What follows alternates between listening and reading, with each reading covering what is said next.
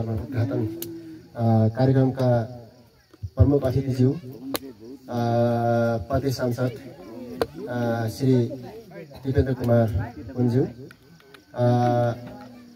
विशिष्ट अतिथि रोल्पा नगरपालिका प्रमुख सुरेन्द्र थापा गतिज्यू, विशिष्ट अतिथि विद्युत वितरण शाखा रोल्पाका प्रमुखज्यू, अन्य अतिथिगणहरू, भूतपूर्व वडा अध्यक्ष, पार्टीका नगर उपाध्यक्ष, वडा अध्यक्ष, क्षेत्रीय प्रतिनिधि लगायत विद्युत प्राविधिक रूपमा उपस्थित भएका कर्मचारी साथीहरू, पत्रकार भाइ र यसै कार्यक्रममा सहभागी रोल्पा नगरपालिकाका कार्यपालिका सदस्य तथा वडा सदस्य लगायत यहाँ उपस्थित सम्पूर्ण तपाईहरू धाङसीवासी आदरणीय दाजुभाइ दिदीबहिनीहरूमा रोल्पा नगरपालिका 10 को तर्फबाट स्वीकार्नुहोस्। नमस्कार। जुन यहाँ हाम्रा प्रमुख अतिथि, विशिष्ट अतिथि र अन्य अतिथिगणहरूले धेरै कुराहरू चाहिँ बताइसक्नु भएको छ। म श्री वडा अध्यक्षको हैसियतले, आजको यो कार्यक्रमको अध्यक्षता गरेको हैसियतले म यो कार्यक्रममा समापन गर्ने प्रक्रियामा मात्रै केही एक दुईवटा कुरा यहाँहरूसम्म चाहिँ पेश गर्ने निवेदन गर्न चाहन्छु। जुन हाम्रो रोल्पा नगरपालिका 10 सायद तपाईँ हामीलाई विकासले चाहिँ केही बामे सरेको अनुभूति भइराखेको छ। विकास केही अलिकति अगाडि बढिरहेको चाहिँ अनुभूति तपाईँ हामीलाई आज यो विद्युत उद्घाटनको समारोहमा चाहिँ त्यो खालेको अनुभूति हामीले भइराखेको छ। त्यस कारणले गर्दाखेरि हामी लामो प्रतीक्षारतपछि, लामो पर्खाइपछि आज रोल्पा नगरपालिका 10 धाङसीका केही भूगोलहरूमा चाहिँ बत्ती बाल्दैछौँ र बत्ती उद्घाटन गर्दैछौँ। जुन धाङसीको अझै अधिकांश भूगोल बाँकी नै छ। हामीले योभन्दा प्राय साल यस्तै असार महिनामा घबाङको चाहिँ करिब 400 घरधुरीमा बत्ती बालेका थियौँ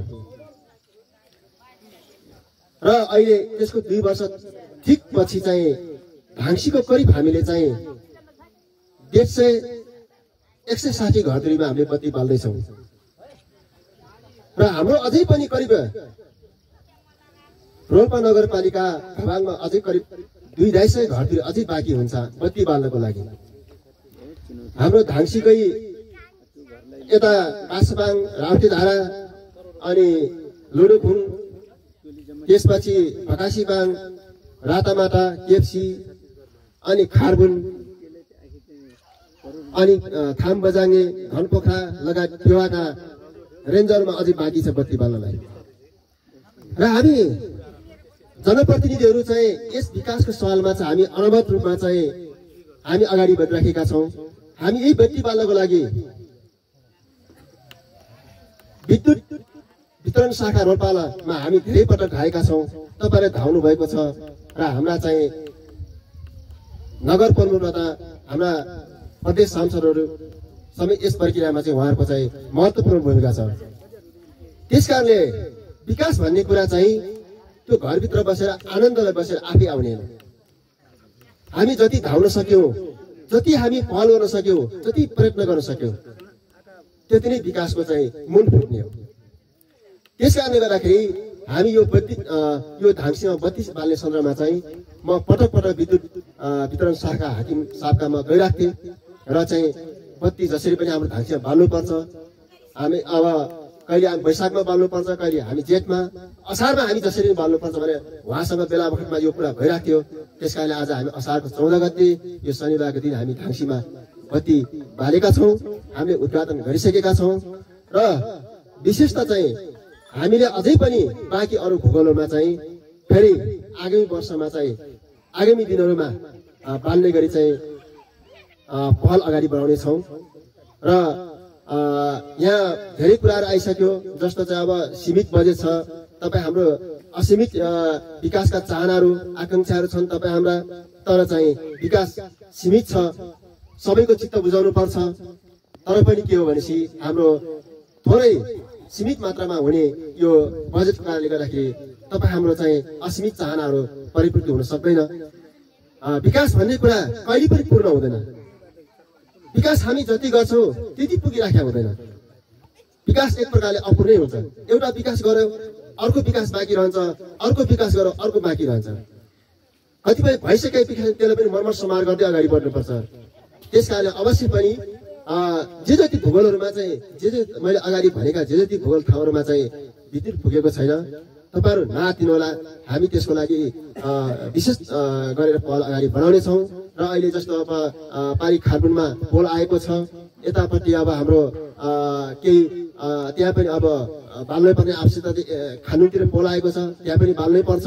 अब कतिपय ठाउँमा नभएका ठाउँमा हामीले पोलहरू फेरि विस्तार गर्नेछौँ र त्यसको लागि हामी विद्युत वितरण शाखालाई हामीले फेरि अनुरोध गर्नेछौँ र उहाँहरूले यस भूगोलमा विद्युतीकरण गर्नको लागि चाहिँ तत्परता देखाउनुहुनेछ भन्ने आशा व्यक्त गर्न चाहन्छु। त्यस कारणले गर्दाखेरि बाँकी विद्युतको सम्बन्धमा यति नै।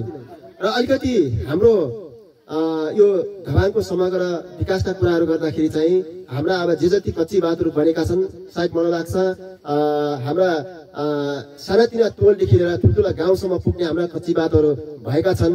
तर यी बाटोहरूलाई अब के अरे चाहिँ सुधार गर्न, यी बाटोलाई मर्मत समार गर्न आवश्यक छ। र अलिकति यसमा समस्या छ। कतिपय भूगोलहरू आउनु बर्खा सँगसँगै हामी चाहिँ अब यी मोटर बाटोबाट हामी वञ्चित हुन्छौँ, गाडीहरूबाट हामी वञ्चित हुन्छौँ। त्यस कारणले गर्दाखेरि अहिले जुन प्रकारले हामीले मलाई लाग्छ नगरपालिका मैले लगेको सिफारिस हेर्दाखेरि नगरपालिका कर्मचारी नै कति सिफारिस लग्नुहुन्छ तपाईँले? यो सिफारिसको आधारमा त तपाईँको धवाङ त पुरा 1-2 वर्षमै विकासले पूर्णता पाइहाल्छ के भन्ने कुरा हो। तर जे जति चाहिँ सिफारिसका पहलहरू सम्बन्धी निकायहरूमा सिफारिस अगाडि बढाइयो, जे जति पहलहरू गरियो होइन, त्यो अनुसारको चाहिँ हाम्रो चाहिँ यस आर्थिक वर्षमा मतलब चाहिँ के अरे 82-83 को आर्थिक वर्षमा त्यति बजेट चाहिँ आउन सकेन।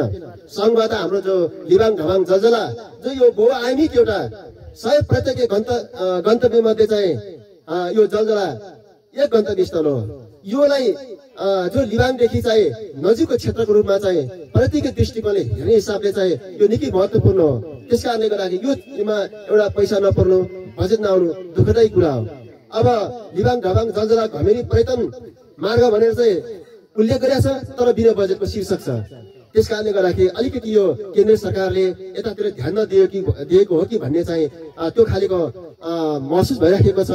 सँगसँगै प्रदेश सरकारबाट केही आएको छ, जस्तो तपाईँको यो धाङ्सीमा चाहिँ के अरे 20 लाख बराबरको चाहिँ 25 सांसद कोषबाट चाहिँ यो एक घर खानेपानी गरी चाहिँ हाम्रो पञ्चाङ धाङ्सी खानेपानी योजनाको लागि चाहिँ अब 20 लाख आएको छ। सँगसँगै हाम्रो चाहिँ के अरे नगर र चाहिँ प्रदेशको समूहको अन्तर्गत चाहिँ धवाङ स्वास्थ्य चौकी भवनको लागि चाहिँ 2 करोड बजेट आएको छ। सँगसँगै अन्य शान्तिमा चाहिँ खानेपानी के अरे चाहिँ अब धवाङ माझिङ एक घर एक धारा खानेपानी भनेर 10 लाख आएको छ, जो क्रमागत योजना हो। त्यसकारणले लगायत यस्ता प्रकारका अब शान्तिना योजनाहरू चाहिँ अब के आएका छन्। तर पोहोर जे जति चाहिँ हाम्रो चाहिँ जो अर्थमन्त्री चाहिँ वर्षमानजी हुनुहुन्थ्यो त्यो बेला जुन प्रकारले हाम्रो धवाङमा बजेट आएको थियो त्यो प्रकारको बजेट आउन सकेन। हामीले पोहोर मात्रै चाहिँ दोमान र घैरिनी खोलामा चाहिँ दुईवटा मोत्रेबल पुल चाहिँ हामीले डिपिआर गरेका थियौँ। तर ती डिपिआर भएका चाहिँ पुलहरू पनि चाहिँ तपाईँको चाहिँ के अरे बहुवर्षीय स्वीकृति नहुँदाखेरि चाहिँ सरकार चेन्ज सँगसँगै सरकार परिवर्तन सँगसँगै चाहिँ ती आएको पैसा पनि चाहिँ फ्रिज भएर गयो। त्यस कारणले गर्दाखेरि यो साल हामीले कम्तीमा नि लिबाङ ढबाङ जलजला अथवा हाम्रो दोमान र धैरिनीमा मात्रै एउटा मोत्रेबल पुल आएको भने हामी धेरै अब आशावादी हुने थियौँ, हामी खुसी हुने थियौँ। हाम्रो यो चाहिँ अब के अरे धाङ्सी दोबानदेखि धाङ्सी हुँदै लाटाबाङ नयरको बाटो पनि अब चाहिँ हाम्रो त्यस्तै छ। त्यस कारणले गर्दाखेरि यिनी भूगोलहरूमा चाहिँ हाम्रो अझै पनि भौगोलिक दृष्टिकोणले हाम्रो धवाङ रोल्पा नगरपालिका 10 धेरै ठुलो हुँदाखेरि पनि यहाँ हामी प्रतिनिधिहरूलाई काम गर्न अलिक गाह्रो भइराखेको छ।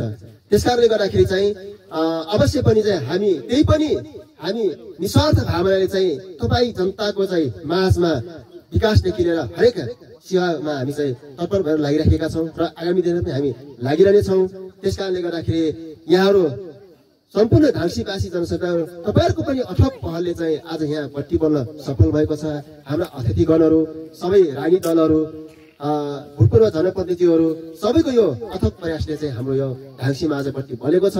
सँगसँगै हामी अन्य भूगोलमा पनि यही तरिकाले बत्ती बल्ने प्रयत्नका साथ तपाईँ हामी चाहिँ अगाडि बढ्ने छौँ भन्ने आशा अपेक्षा चाहिँ व्यक्त गर्दै विशेष गरेर चाहिँ आजको यो कार्यक्रममा प्रमुख अतिथि विशिष्ट अतिथिद्वय अन्य अतिथिगणहरू लगायत हाम्रो वडा सचिव वडा प्रतिनिधिज्यूहरू र यहाँ उपस्थित सम्पूर्ण आमा समूह यहाँ चाहिँ युवा क्लब शिक्षक विद्यार्थी र धाङसीवासी आदरणीय सम्पूर्ण दाजुभाइ दिदीहरूमा दाजुभाइ दिदीबहिनीहरू जो तपाईहरुलाई यहाँ सबैलाई हार्दिक धन्यवाद दिँदै आजको यो विद्युत लाइन तथा ट्रान्सफर्मर उद्घाटन कार्यक्रम यही समापन भएको घोषणा गर्दै म पनि बिदा हुन चाहन्छु। नमस्कार।